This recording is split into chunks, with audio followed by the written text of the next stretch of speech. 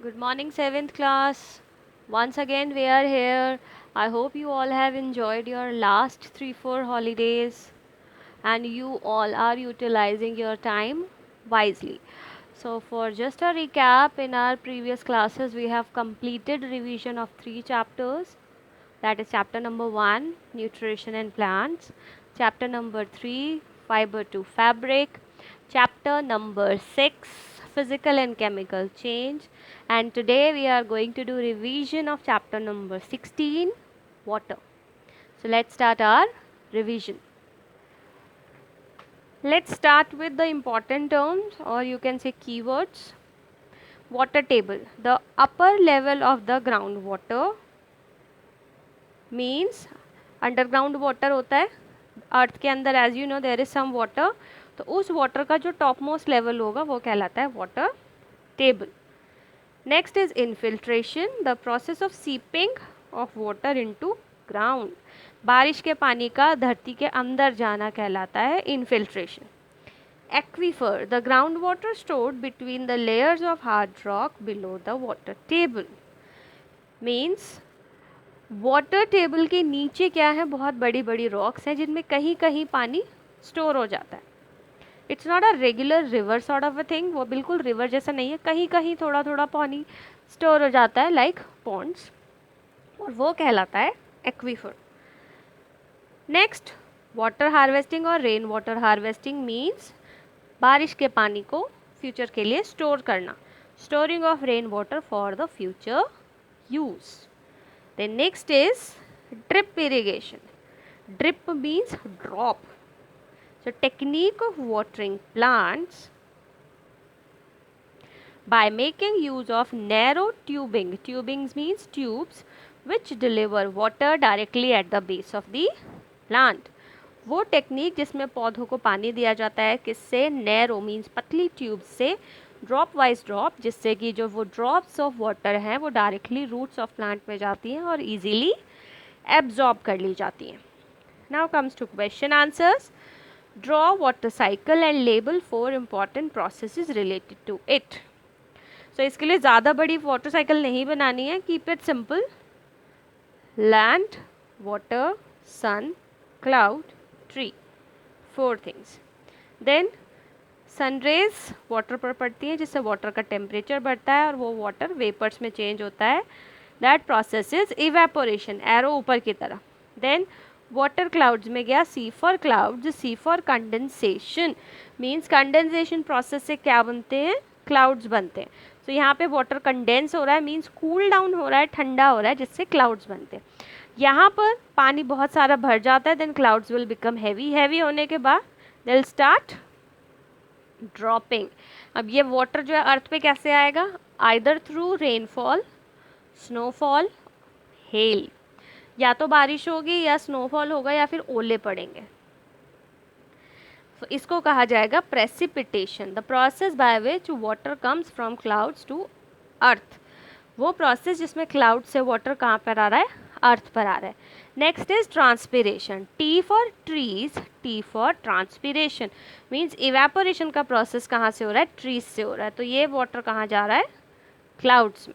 So these 4 are important processes. Question number 2, explain how ground water is recharged और refilled. Ground water कैसे दोबारा refill होता है. The ground water gets recharged through the process of infiltration. जो ground water है वो कैसे refill होगा, बाय इनफिल्ट्रेशन. जो रेन वाटर है वो अर्थ के अंदर एब्जॉर्ब हो जाएगा, जिस प्रोसेस को कहते हैं infiltration. Next is there are 10 tubewells in a lane of 50 houses. What would be the long term impact on the water table.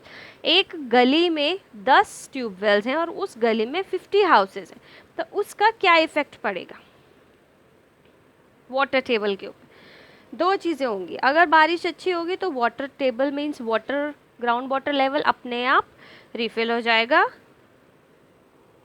और वहाँ के जो लोग हैं उनको पानी मिलता रहेगा. सेकेंडली, अगर बारिश ही नहीं होगी तो उन्हें पानी नहीं मिलेगा, पानी नहीं मिलेगा तो ग्राउंड वाटर लेवल भरेगा ही नहीं और लोगों को पानी मिलना बंद हो जाएगा. So in case of good rainfall, underground water recharge and all families will get adequate water. B part, if there is shortage of rain, the water table will fall, means decrease हो जाएगा and there will be shortage of water. उन लोगों को पानी नहीं मिलेगा. Question number 4. You have been asked to maintain a garden. आपको क्या बोला गया? एक गार्डन बनाना है. आप उसे कैसे, आप उसमें पानी का यूज़ कम करेंगे? How will you minimize the use of water? First use drip irrigation. क्या करेंगे हम? पहले तो हम ड्रिप इरिगेशन मेथड यूज़ करेंगे. Secondly, check leakages in the water pipes regularly. जो वाटर पाइप्स आप यूज़ करेंगे उनको रेगुलरली चेक करना है कि उसमें कहीं कोई लीकेज तो नहीं है. Next, arrange small pits for rain water harvesting. जगह जगह गार्डन में कहीं पर एक ऐसे टैंकर्स बनाएंगे या पिट्स या गड्ढे बनाएंगे जहाँ पर आप रेन वाटर स्टोर करेंगे और उस वाटर को आप अपने गार्डनिंग प्रोसेस में यूज़ कर सकते हैं. Fourth is don't leave tap open. अगर आप पानी को यूज़ नहीं कर रहे हैं तो टैप को ओपन मत करिए, उसे वेस्ट मत होने दीजिए. इसको क्या कह सकते हैं? ये जो 4 पॉइंट्स हमने लिखे हैं, these are also known as wise water habits, means अच्छी आदतें पानी को बचाने के लिए. Next is, and the last question is important one, explain the factors responsible for the depletion decrease of water table. वो फैक्टर्स लिखना है जिससे वाटर टेबल क्या है, कम हो रहा है, डिक्रीज हो रहा है, डिप्लीट हो रहा है. So answer, factors responsible for the depletion of water table are, वो फैक्टर्स जो वाटर टेबल के डिप्लीट मीन्स डिक्रीज होने के लिए रिस्पॉन्सिबल है वो हैं. First, increased population. Demand of water increases with the increase in population. Obviously population increase हो रही है तो उनके खाने के लिए पानी, नहाना धोना, वॉशिंग, क्लीनिंग, ड्रिंकिंग, उस सब प्रोसेसेस के लिए वाटर चाहिए ना, तो वाटर की कंजम्पशन भी पॉपुलेशन के साथ इंक्रीज होगी. Second point, increasing industries. Population needs are increasing. Population की ज़रूरतें बढ़ेंगी तो क्या होगा? इंडस्ट्रीज़ बढ़ेगी. इंडस्ट्रीज़ बढ़ेगी तो वाटर का यूज़ इंडस्ट्रीज़ में भी बढ़ जाएगा. Next, agricultural activities. Agriculture means खेती बाड़ी, जिससे क्या मिलता है हमें? Fruits and vegetables. So demand of food increasing with increased population. जो फूड की डिमांड है वो कैसे इंक्रीज़ करेगी? पॉपुलेशन के इंक्रीज़ करने के साथ. तो इससे क्या होगा? खेती बाड़ी, कल्टीवेशन इंक्रीज़ होगी. तो कल्टीवेशन इंक्रीज़ करेंगे तो उसके लिए क्या चाहिए? ज़्यादा से ज़्यादा पानी चाहिए इरिगेशन के लिए. इरिगेशन मीन्स खेतों को सिंचाई के लिए पानी देना. Last point is distribution of water. क्या इंडिया में पानी का डिस्ट्रीब्यूशन सेम है? अब मैं सिंपली बोलूँ, संडे बारिश आई है, क्या सब जगह एक जैसी बारिश आई है? नहीं. किसी किसी स्टेट में बहुत ज़्यादा बारिश आई है, लाइक नोएडा. और अगर हम सिर्फ दिल्ली की ही बात करें तो दिल्ली में भी हर जगह सेम बारिश नहीं आई है. मे बी जनकपुरी में जैसी बारिश है वैसी रमेश नगर में नहीं है, रमेश नगर में जैसी वैसे द्वारका में नहीं है, एंड मैनी मोर. मीन्स सब जगह सेम बारिश हो ऐसा ज़रूरी नहीं है. सो इसकी वजह से इंडिया में जो वाटर लेवल है वो सेम नहीं है. अगर कहीं पर बारिश बहुत ज़्यादा आ जाएगी तो क्या आ जाते हैं? फ्लड्स, बाढ़ आ जाती है. लेकिन अगर वहीं पर बारिश बहुत कम होगी तो क्या आ जाएंगे? ड्रॉट्स, मतलब सूखा पड़ जाएगा. Fine. After this there are 3 forms of water. What all? Liquid form, gaseous form and solid form. Solid form के एग्जाम्पल्स हैं आपके snow and hail. Snow means normal बर्फ, स्नोफॉल जो होता है, हेल, ओले. gaseous form, water vapors, and liquid form, as you know, water itself is a liquid. Fine.